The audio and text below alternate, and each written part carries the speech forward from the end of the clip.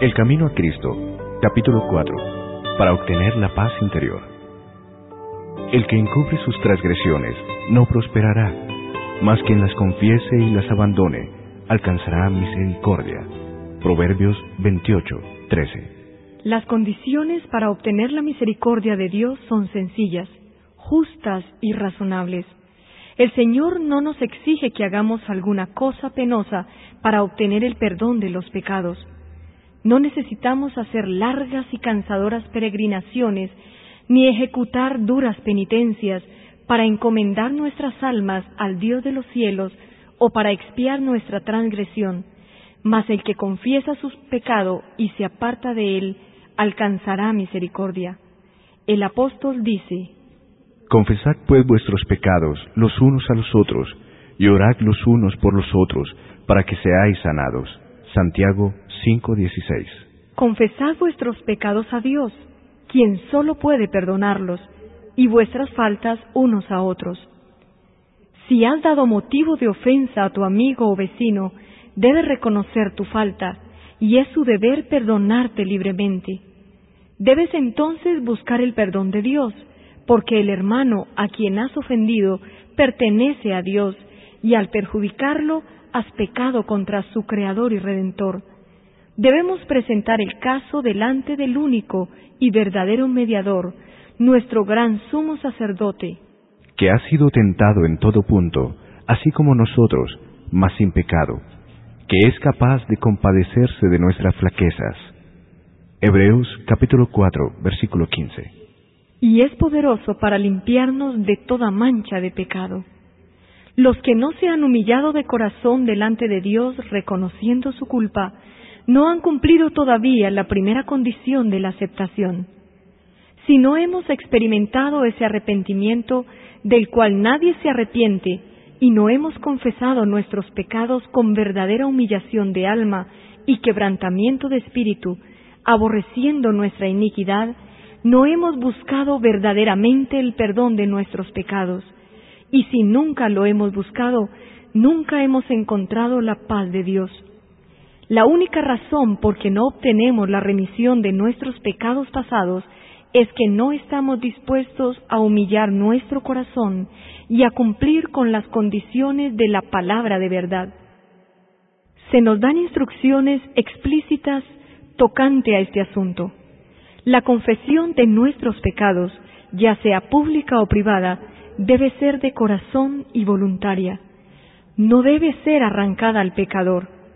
No debe hacerse de un modo ligero y descuidado o exigirse de aquellos que no tienen real comprensión del carácter aborrecible del pecado.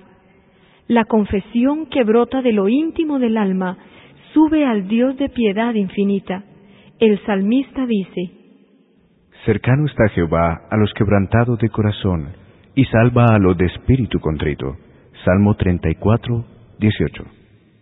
La verdadera confesión es siempre de un carácter específico y declara pecados particulares. Pueden ser de tal naturaleza que solamente pueden presentarse delante de Dios.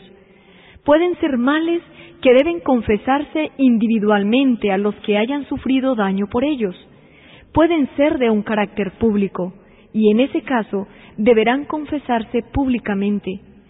Toda confesión debe hacerse definida y al punto, reconociendo los mismos pecados de que seáis culpables.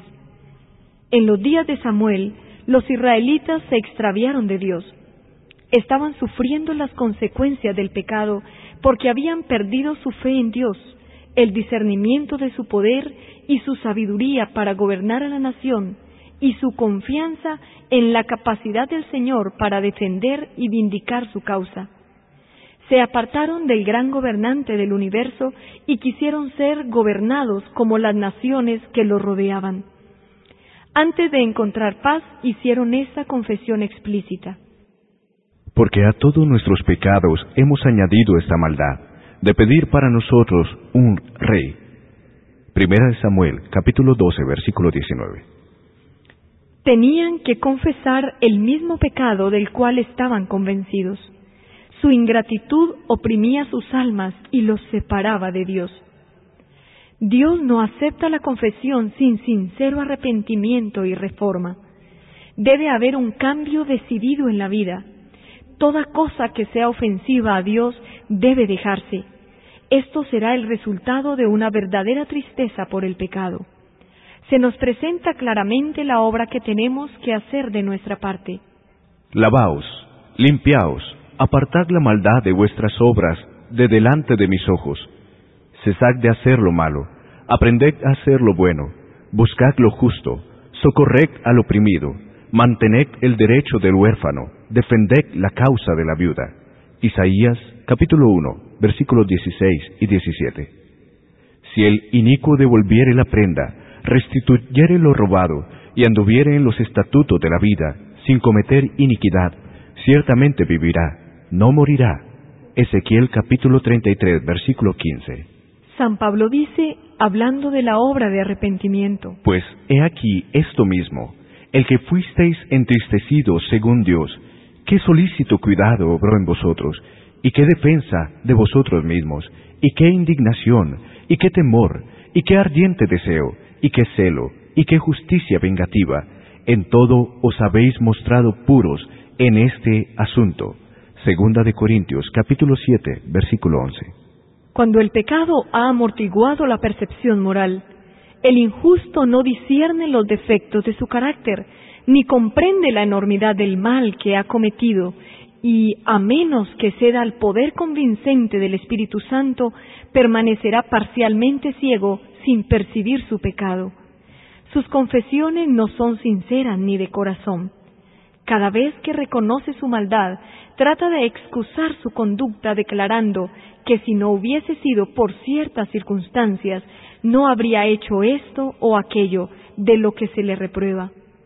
Después de que Adán y Eva hubieron comido de la fruta prohibida, los embargó un sentimiento de vergüenza y terror. Al principio solamente pensaban en cómo podrían excusar su pecado y escapar de la terrible sentencia de muerte. Cuando el Señor les habló tocante a su pecado, Adán respondió echando la culpa en parte a Dios y en parte a su compañera. La mujer que pusiste aquí conmigo me dio del árbol y comí. La mujer echó la culpa a la serpiente diciendo: La serpiente me engañó y comí. Génesis capítulo 3, versículos 12 y 13. ¿Por qué hiciste la serpiente? ¿Por qué le permitiste que entrase en el Edén? Esas eran las preguntas implicadas en la excusa de su pecado, haciendo así a Dios responsable de su caída.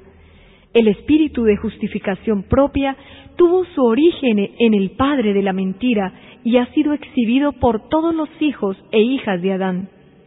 Las confesiones de esta clase no son inspiradas por el Espíritu Divino y no serán aceptables para Dios. El arrepentimiento verdadero induce al hombre a reconocer su propia maldad sin engaño ni hipocresía. Como el pobre publicano que no osaba ni aun alzar sus ojos al cielo, exclamara: Dios, ten misericordia de mí, pecador. Y los que reconozcan así su iniquidad serán justificados, porque Jesús presentará su sangre en favor del alma arrepentida.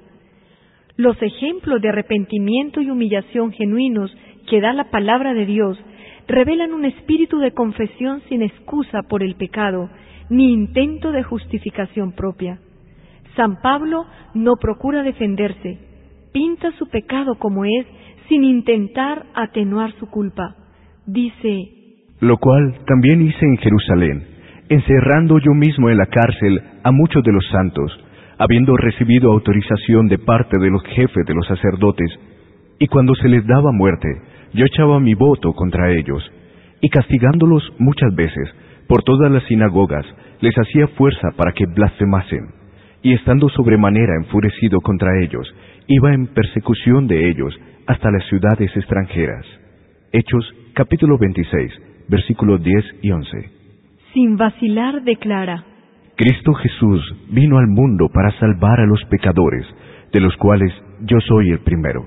Primera de Timoteo, capítulo 1, versículo 15. El corazón humilde y quebrantado, enternecido por el arrepentimiento genuino, apreciará algo del amor de Dios y del costo del Calvario, y como el Hijo se confiesa a un Padre amoroso, así presentará el que esté verdaderamente arrepentido todos sus pecados delante de Dios.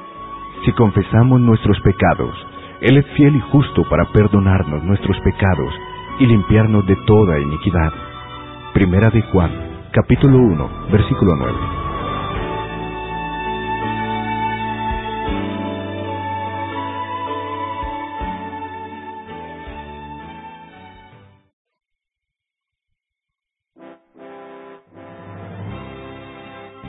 Agradecemos a Zulay Herrera, a Ricardo Merchán, a Daniel Ospina y a Juan Carlos Rincón por esta versión del Camino a Cristo en audio digital. La reproducción del mismo es un servicio del Ministerio Evangelio Eterno. Para obtener gratuitamente estudios selectos de la Biblia y de los escritos de Elena G. de White, o para solicitar nuestras publicaciones impresas, diríjase a www.hogarisalud.com y www.evangelioeterno.com.